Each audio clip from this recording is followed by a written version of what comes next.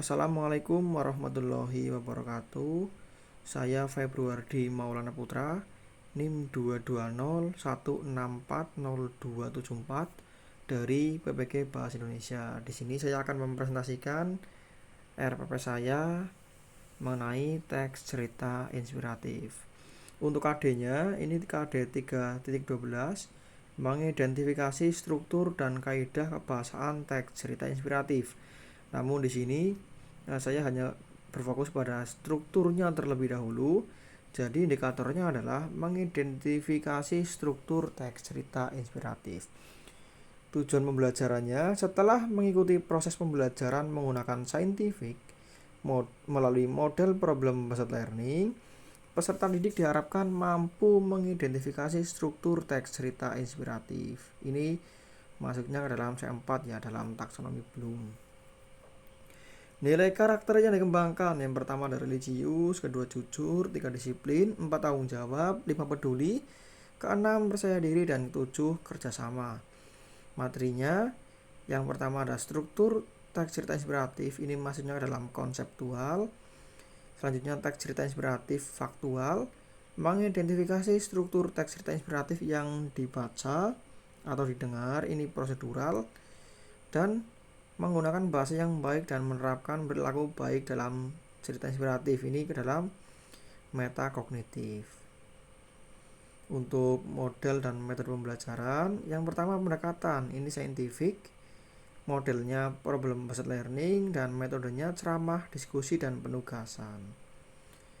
Langkah-langkah pembelajaran, ini bentuknya tatap muka ya, dalam persiapan atau orientasi sama seperti pada umumnya, memberikan salam, kemudian berdoa, selanjutnya guru bertanya terkait keseharian peserta didik seperti siapa yang tadi pagi sarapan, kemudian sholat subuh atau tidak, membantu orang tua atau tidak.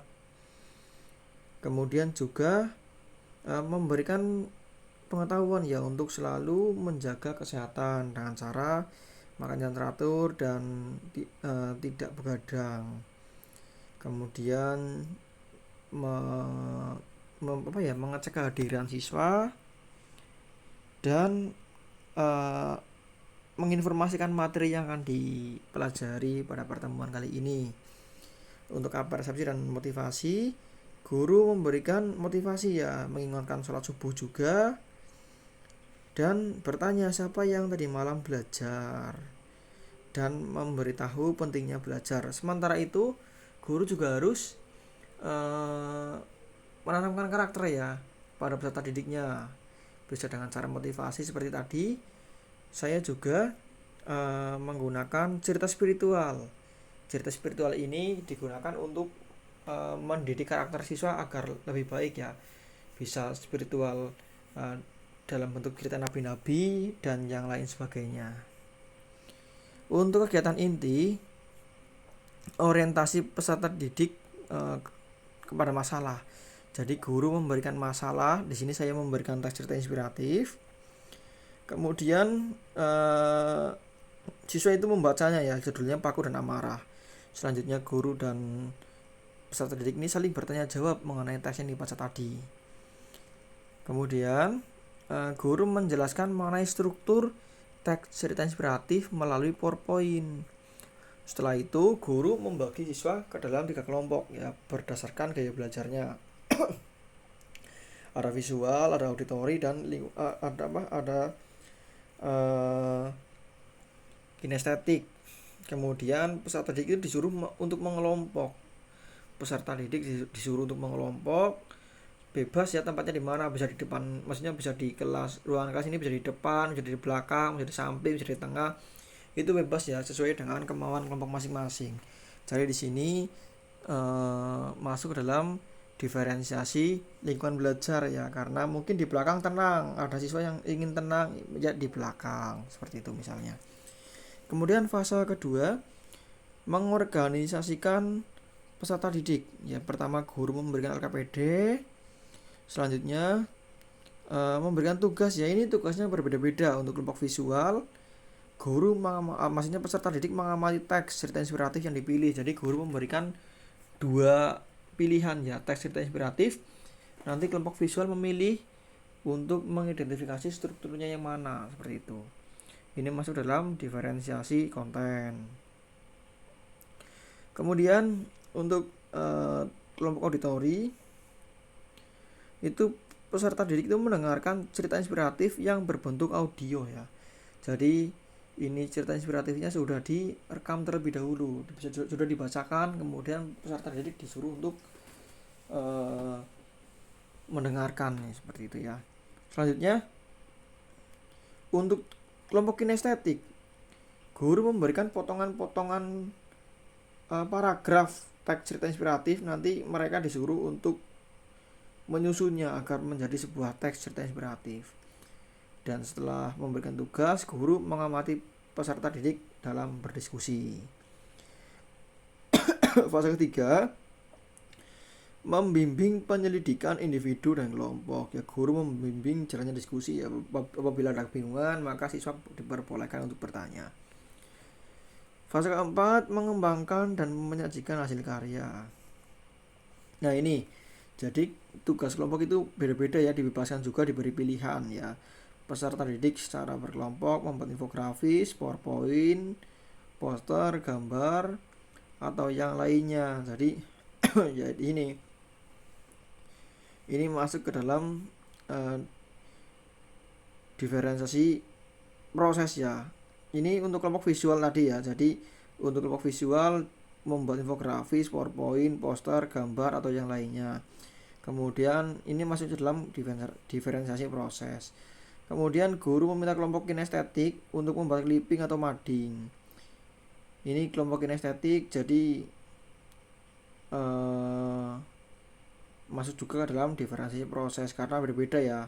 Kemudian audio untuk membuat video ya atau audio.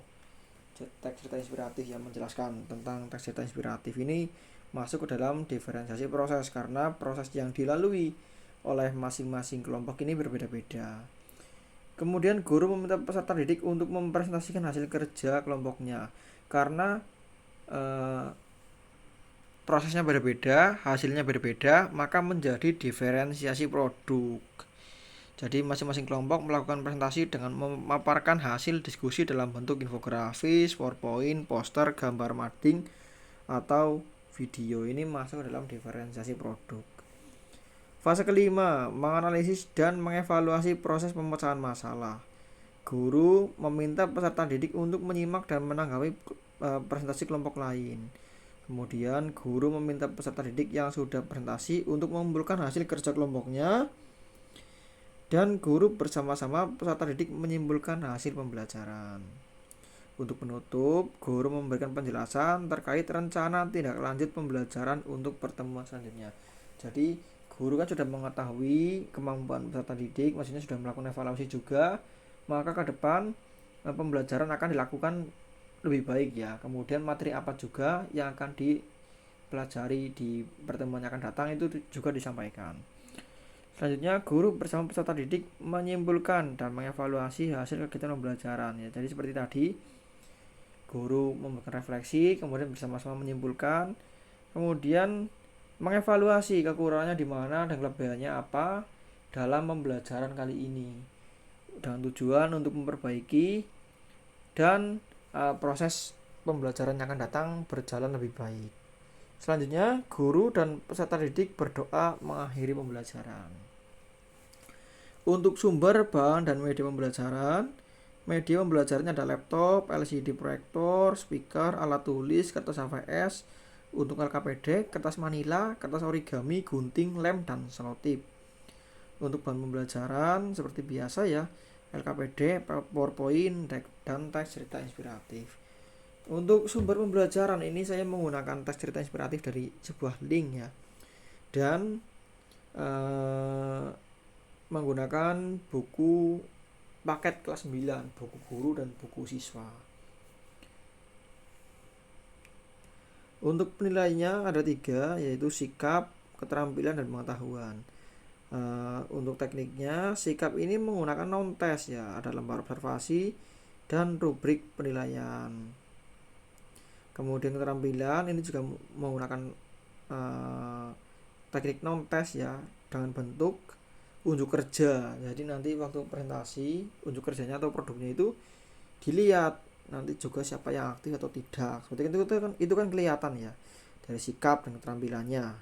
Untuk pengetahuan ini menggunakan tes uraian, maksudnya bentuk instrumennya itu uraian dan instrumennya itu soal evaluasi di LKPD. Untuk KKM-nya itu 78. Jadi siswa yang tidak mencapai 78 itu remedi, yang sudah tinggal pengayaan materi ya. Bahan ajarnya seperti biasa ya, ada pendahuluan, tujuan pembelajaran, peta konsep, petunjuk belajar, penyajian materi, rangkuman, dan referensi. Untuk pengembangan media ya seperti biasa ya. Ini bisa kita baca bersama di sini. Selanjutnya lembar kerja peserta didik juga seperti biasa, ada identitas ya, kelompok, kelas, anggota kelompok, tujuan pembelajaran, petunjuk, langkah-langkah kegiatan, ada teksnya juga. Kemudian ada soal dan siswa disuruh untuk menyimpulkan struktur teks cerita inspiratif. Kemudian untuk pengembangan instrumen penilaian di sini bisa kita lihat ya. Ini rubrik penilaiannya, observasi, penilaian sikap di sini ada. Jadi siswa yang aktif dan datang tepat waktu itu skornya 4. Aktif tapi tidak tepat waktu skornya 3. Tidak aktif tapi datang tepat waktu skornya 2. Tidak aktif dan tidak datang tepat waktu skornya 1. Di sini ada format penyusunan penilaian ya, soalnya seperti biasa ini. Jadi siswa itu disuruh untuk mengidentifikasi struktur teks cerita inspiratif ya, soalnya 1 tapi A B C D E ya, beranak. Untuk soalnya di sini ya, yang pertama tentu ya mengidentifikasi orientasi, kemudian yang B perubahan peristiwa, yang C komplikasi, yang 1D ada resolusi, dan 1E ada kode. Untuk penilaiannya juga seperti ini ya, kriteria jawaban benar 20, kurang tepat 15, dan salah 5. Ini untuk penilaian keterampilan ya. Mungkin seperti itu yang dapat saya jelaskan atau saya presentasikan pada kesempatan kali ini. Kurang lebihnya mohon maaf. Terima kasih. Wassalamualaikum warahmatullahi wabarakatuh.